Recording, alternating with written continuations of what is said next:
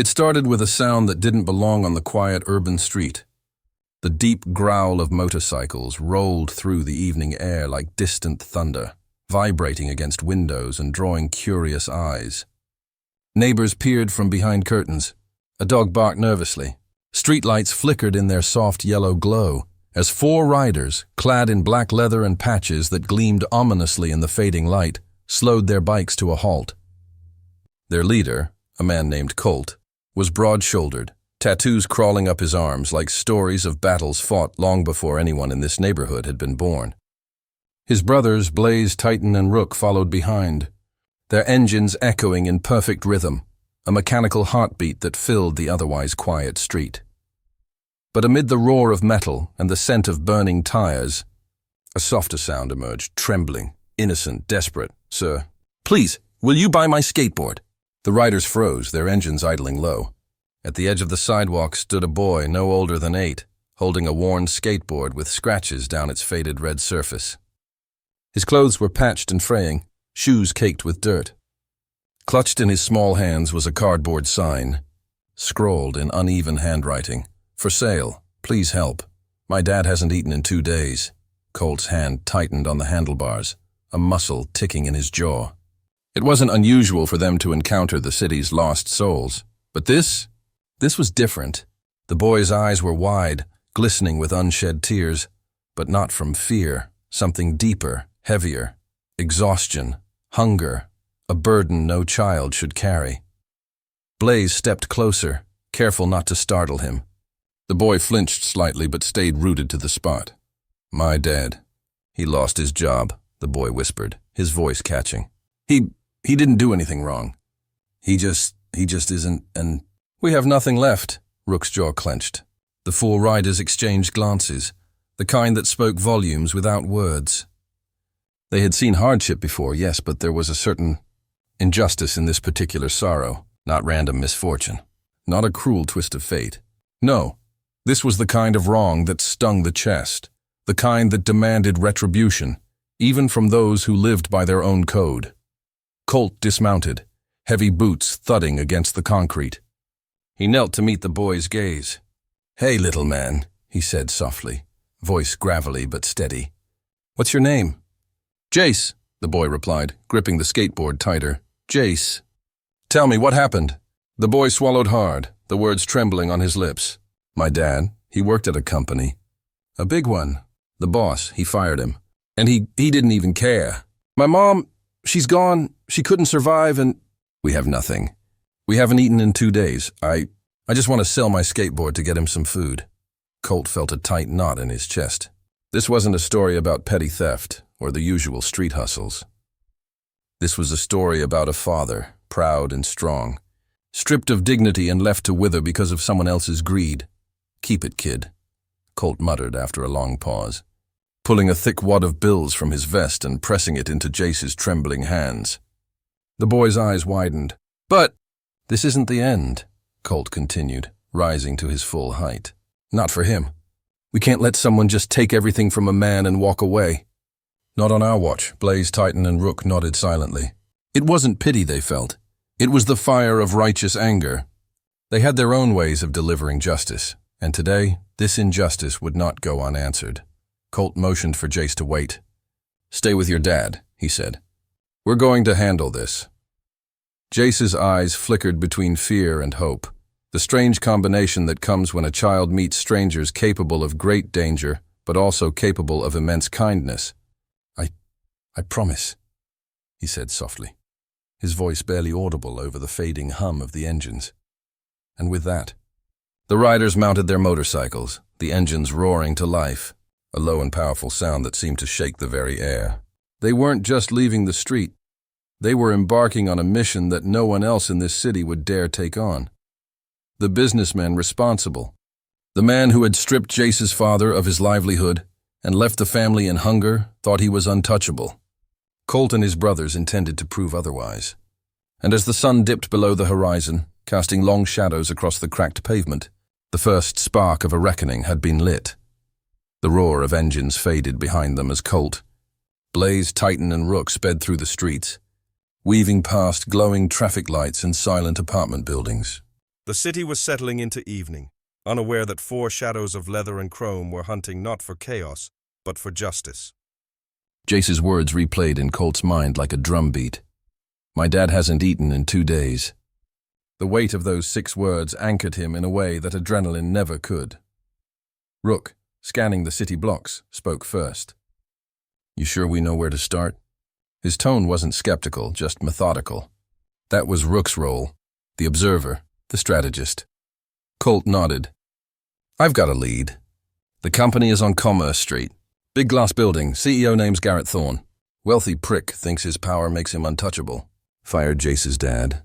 Didn't even blink. Blaze's hands tightened on the handlebars. Then it's settled. We go in, make him see what he's done. Morally, not physically. His voice carried the same quiet authority that made others listen. The kind earned through years of surviving on the edge.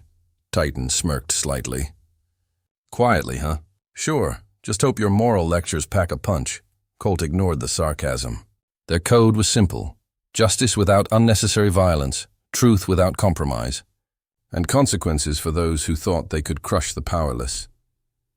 By the time they arrived, night had fallen fully. The Commerce Street building gleamed like a fortress in the city lights, reflective glass windows hiding the lives inside. Colt parked the bikes a block away. The engines died, leaving only the low hum of neon signs and the distant echo of passing cars. They walked in formation, boots clicking against the pavement, heads low, shadows stretching unnaturally long under the streetlights. Inside, the lobby was immaculate, cold and intimidating.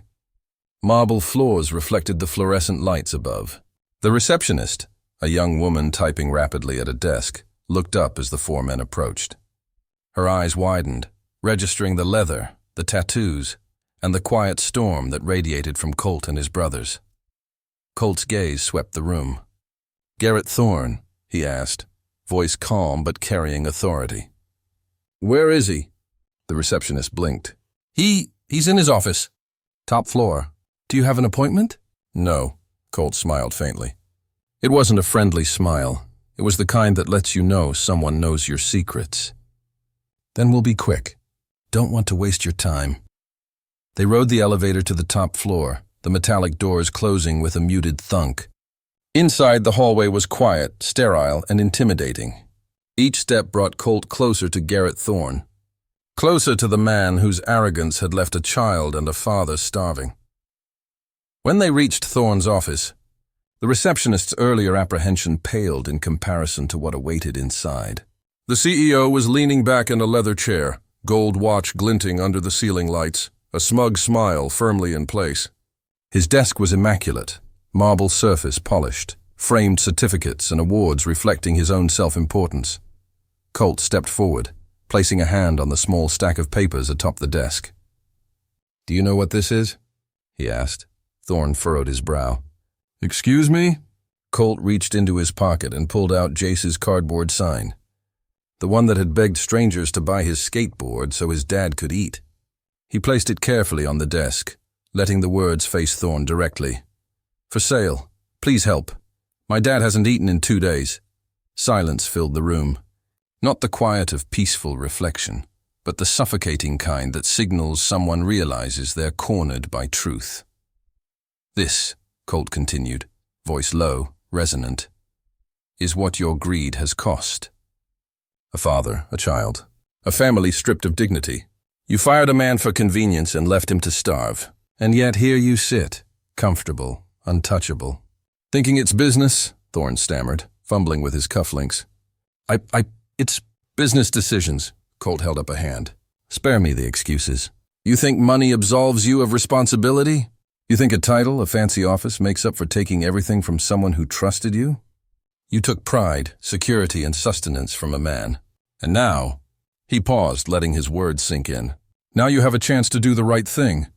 Not because the law says so, not because anyone is watching, but because it's human, because there's still a chance to be better. The room was tense. Titan leaned casually against the wall, silent but imposing.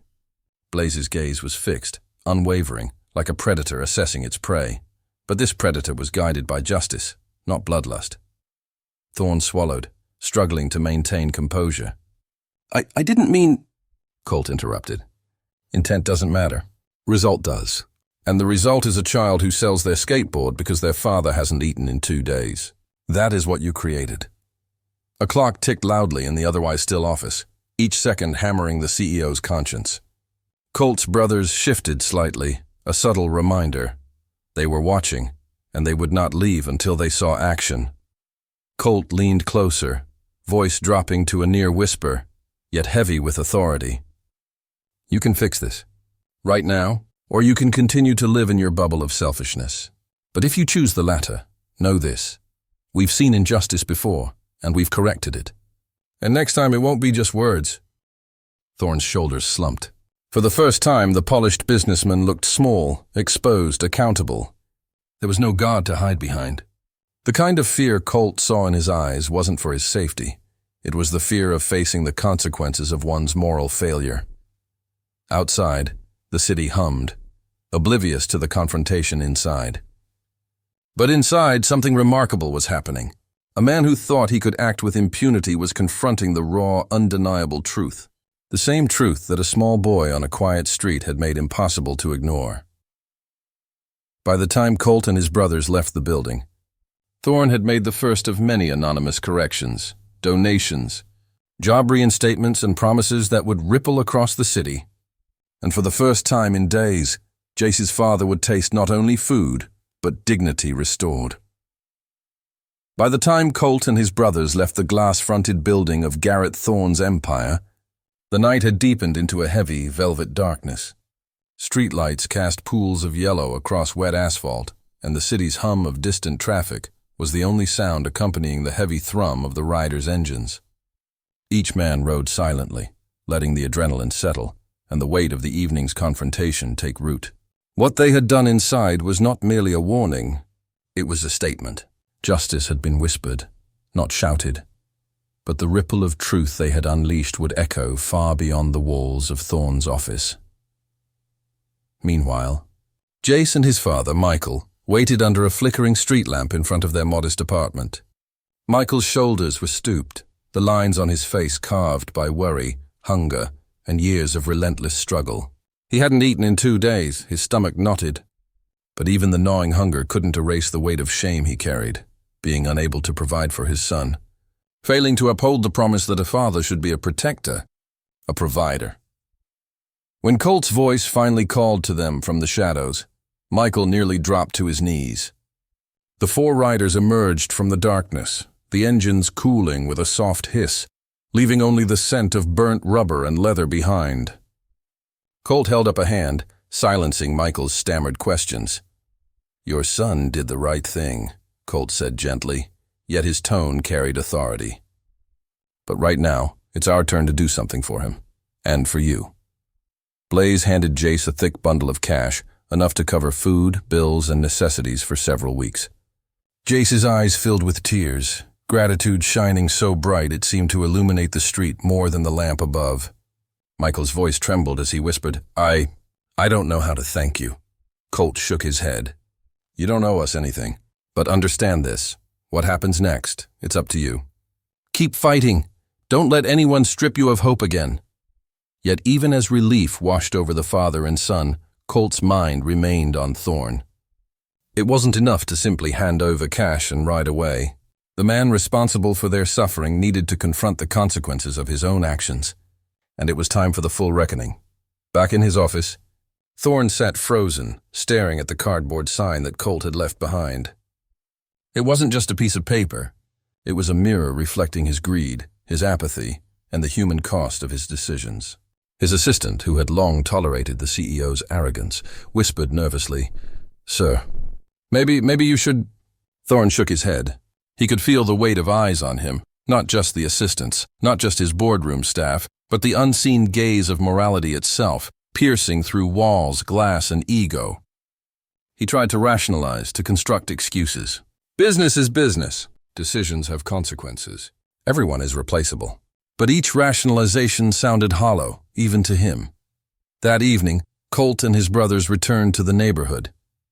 Their engines rolled softly, a low rumble rather than a roar as they approached the familiar street where Jace and Michael lived. The boy ran toward them, skateboard clutched tightly, but with a light in his eyes that hadn't been there before. Michael followed more slowly, but there was a noticeable lift in his posture, a spark of hope returning where despair had ruled. "You made him see," Jace whispered, almost to himself. Colt smiled faintly. "We didn't make him see. He chose to see. But the real work, the real change, comes now. You keep moving forward. You don't let anyone strip you of your dignity again." Blaze knelt, adjusting Jace's backpack. "And remember this, sometimes help comes from the most unexpected places. Not everyone wears a suit or a tie. Some people ride motorcycles. Some people appear out of the shadows. But it all starts with one act of courage." Meanwhile, in the city, Thorne began to make quiet, calculated changes. Anonymous donations arrived at local food banks, unpaid medical bills were covered, and positions were reinstated for those he had wronged. No press releases, no public announcements, just quiet, purposeful acts of restitution. For the first time, he realized that the world didn't bend to money alone. There was a currency far more valuable: human decency. As the riders watched Jace and his father settle in for a proper meal that night, Colt spoke softly to his brothers. "This is why we do it. Not for glory, not for recognition, but because we can. And if we can, then someone has to." Titan nodded, the faintest grin tugging at the corners of his mouth. "Justice without violence. Who'd have thought we could pull that off?" Rook, always the quietest, simply shook his head and smiled. The kid got his dad fed. That's all that matters. For Michael and Jace, the night was a turning point. It was the moment hope returned, fragile but undeniable. And for the riders, it was a reminder that their presence in the city, often feared, often misunderstood, could change lives in ways far deeper than anyone imagined. As the stars glimmered above the quiet streets, the air carried a sense of calm, but also a promise that even in a world dominated by greed and indifference, courage, compassion, and moral reckoning could shine through, lighting the path for those who had been overlooked. The following morning, the city awoke to an unusual calm. News of quiet, anonymous acts of generosity began to trickle through social media feeds, local groups, and neighborhood chatter. No headlines shouted the deeds. There were no interviews or press releases. But those who had been touched, or even just aware of the story, felt the subtle tremors of change. People whispered about a CEO suddenly covering unpaid hospital bills, reinstating employees, and quietly donating to struggling families. And somewhere behind the curtain of ordinary life, 4 riders watched, unnoticed, as the ripples of justice spread. Back in their modest apartment, Michael and Jace began the day with a meal that was not hurried or rationed. The lingering taste of food, the smell of fresh bread, scrambled eggs, and fruit brought tears to Michael's eyes. For days he had wondered if he would ever see such a morning. But now, with Jace beside him, smiling with a child's pure relief, he felt a weight lift from his shoulders. Every spoonful carried not just nourishment but dignity restored. Jace, however, couldn't keep the secret to himself. At school, he shared the story in halting, breathless words about the strangers who had appeared out of nowhere to make things right. His classmates listened in awe. Teachers exchanged glances, some skeptical, some inspired. But the boy's story carried an energy impossible to ignore. It wasn't about the motorcycles or the leather, or even the intimidation. It was about courage, empathy, and the remarkable way strangers could intervene when no one else would. Meanwhile, Colt and his brothers watched from the rooftops and alleys. Blaze adjusted his helmet as Titan leaned against the railing, observing a park where children played.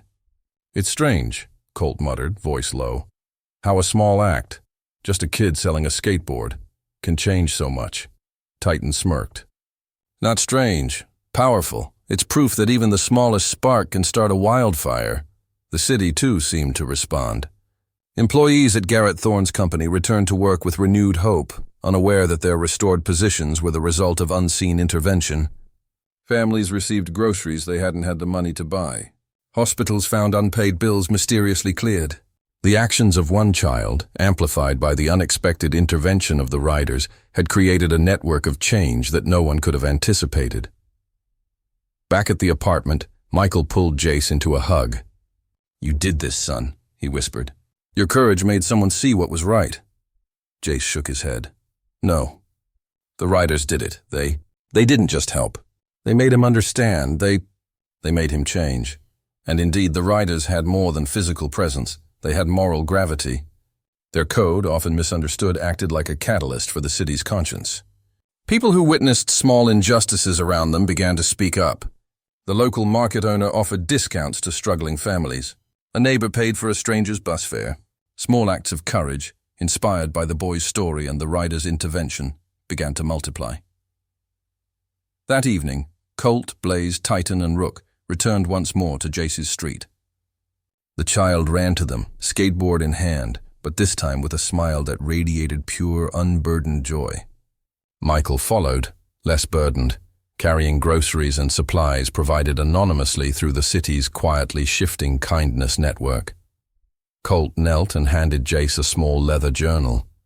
Use this, he said, to write down the things you want to change, the people you want to help, the courage you want to find.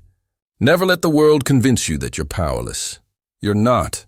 Jace's eyes widened, a mixture of awe and gratitude shining back. I will, he whispered. The riders mounted their bikes, engines rumbling softly as they prepared to leave. But Colt paused, looking back at the father and son. Remember this, he said, voice carrying weight. It's not about us. It's about how one act can inspire many. Pass it on. Don't let hope die. As they rode away, disappearing into the night, the city continued to awaken to the quiet effects of their actions. A ripple had become a current, a single act of compassion magnified by courage, morality, and unexpected heroes. The boy who had once stood alone on the street, selling a skateboard to feed his father, had not only regained hope for his family, he had ignited a chain reaction of kindness that could touch countless others. And in the hearts of those who had witnessed or heard the story, there was an undeniable truth. Justice and compassion don't always come from authority, money, or power. Sometimes they come from the shadows, from those who walk outside the rules but follow a higher code. That night, as stars glittered above and the city lights reflected off rain-slicked streets, Michael and Jace sat together on their apartment balcony. The father held his son close, a newfound pride and calm settling over him. And somewhere beyond the rooftops, 4 riders vanished into the darkness, leaving only their legacy, a reminder that courage, empathy, and the willingness to act can change the world. Weeks passed, and the city began to settle back into its usual rhythm. Yet something had undeniably shifted. The story of Jace and his father, Michael, had quietly threaded its way through neighborhoods, schools, and workplaces, leaving an imprint on hearts and minds. People whispered about the mysterious riders who had appeared out of nowhere, 4 shadows of leather and chrome who had forced a powerful man to confront the consequences of his greed. No one knew their names, no one knew their faces, but their actions had ignited a movement of kindness that no headline could fully capture. For Michael and Jace, life was no longer a daily battle against hunger and despair.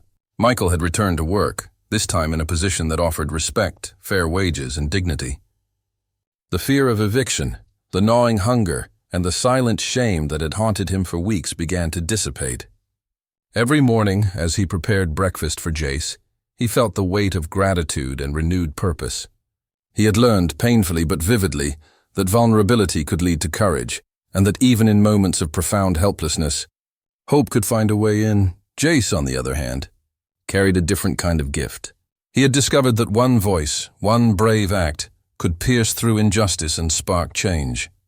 At school, he shared his story in hushed tones with classmates, inspiring them to act with empathy and courage in their own small ways. Teachers noticed the boy's newfound confidence, and even the principal remarked on his maturity, though she couldn't have known the depth of the lessons Jace had learned firsthand. One evening, Colt and his brothers returned to the neighborhood, riding slowly down familiar streets. Their presence was no longer intimidating. The community had begun to recognize the silent protectors among them. Children waved, parents nodded respectfully, and the hum of engines carried a reassurance rather than fear. Colt parked near Jace's apartment and stepped down, greeting the boy and his father with a nod. "You've come a long way," Colt said softly. Surveying the apartment, the groceries neatly stacked, and the walls that now seemed warmer, less burdened by the shadows of despair. Michael's eyes met Colt's. "We owe you everything," he said. But Colt waved him off. "It's not about us," Colt said, voice low but firm. "It's about courage and how it spreads. You acted. Your son acted. And the world responded. That's all that matters."